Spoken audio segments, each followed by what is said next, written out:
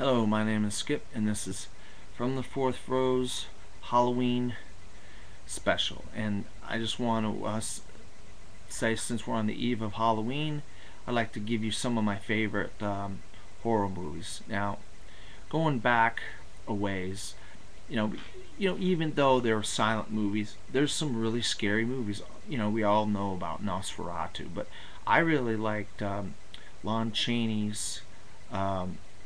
Hunchback of Notre Dame and The Phantom of the Opera. I mean, as far as silent films go, these are really scary for the times, and I think Lon Chaney does a great job. Fast forwarding to maybe the 50s and 60s, we're going to go to one of my favorite directors of all time, and I can't wait. There's a movie in the works right now. Alfred Hitchcock has really scared us with movies like Vertigo and The Birds and Rear Window and stuff like that. But the movie that really is just gripping, really gripping, and Anthony Perkins does an amazing job in it, is Psycho. And I think it's going to be the key movie of Hitchcock's career. Now, as far as monster movies go, monster movies are lumped in with horror movies, and I'm going to start out with, the epitome of monster movies, and that's Frankenstein and the Bride of Frankenstein. They're just great movies. They're, a monster, but it can portray some human aspects and what people will do and whatnot. And then even a monster can have love with the Bride of Frankenstein. Of course, like all males, he gets scorned by the bride, But, there's some really scary scenes in those movies. But I'm going to go to vampires, and I'm going to say the Swedish version of Let the Right One In. What a great movie. It's somewhat of a love story, but it's a horror movie because it's about a vampire. She just happens to be a little girl. Also, one of my favorite vampire movies is Bram Stoker's Dracula. Now, getting away from vampires and going to werewolves, I'm a big fan of horror movies, but one of my favorite genres in horror movies is werewolf movies, and I really love Lon Chaney as the Wolfman.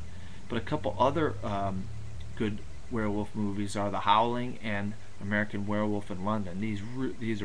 They do a great job of portraying the makeup and what the characters go through and the scare factor of the people in and around the area that there's a werewolf in their area, But other monster movies that I think are really good and that are good horror movies are Cloverfield. I think Cloverfield is really gripping and really suspenseful because you don't know at the beginning of that movie what's coming. When you obviously you saw the trailer and then there's a lot of really scary moments after with these characters and the people involved, and also The Fly. I just can you imagine turning into a human fly? That has to be horrific. So those are some of my favorite monster movies. Now, going to thrillers, I'm going to say some classic thrillers, like Fatal Attraction. Wow, Jesus. Here you go again.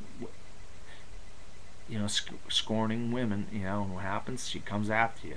And then you got Misery. What a great performance by Kathy Bates in Misery. And Stephen King, boy, he knows how to write great horror novels and stuff. And that's, imagine being captive and having your, oh man, I just can't even imagine what James Caan was going through in that movie. And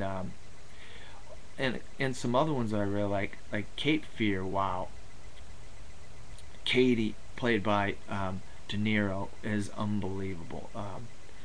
And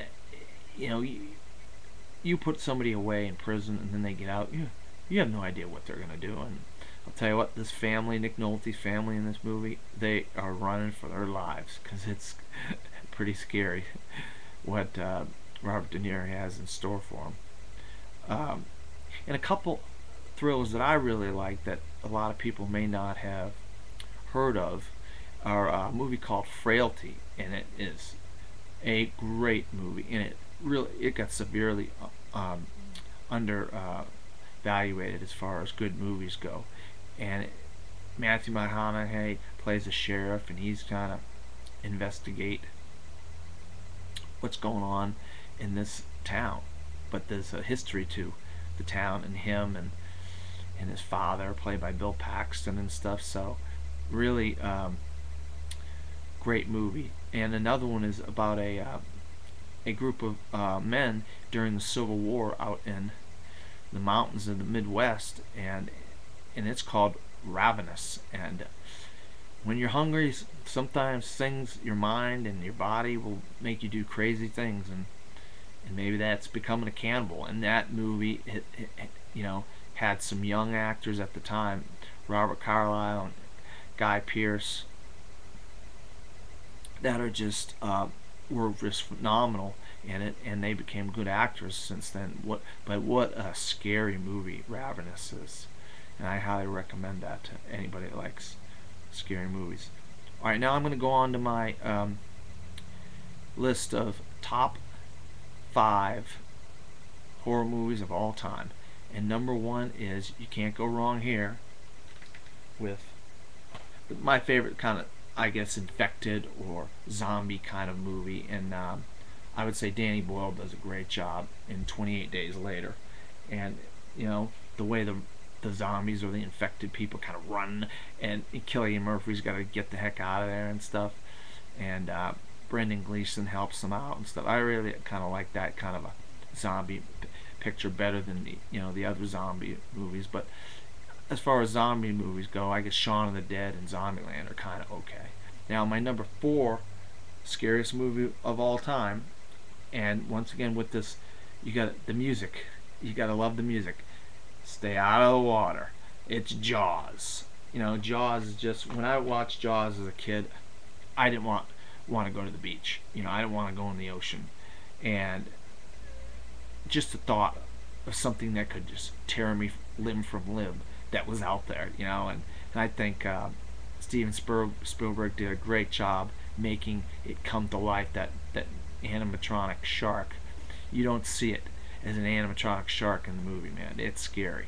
Now, my number 3 scariest movie, we're going to go back to a favorite theme again, music. Music can really do a lot, and I tell you what, in Halloween, it really shows out as something that you hear that music, you know what's coming, and that's Michael Myers. And he's got a vendetta on his mind, something about these people in this town, and Jamie Lee Curtis, she created the Scream Queen with her scream in Halloween. But I really love it, and I think it's considered one of the great Halloween movies of all time, and it really is a great horror movie as well.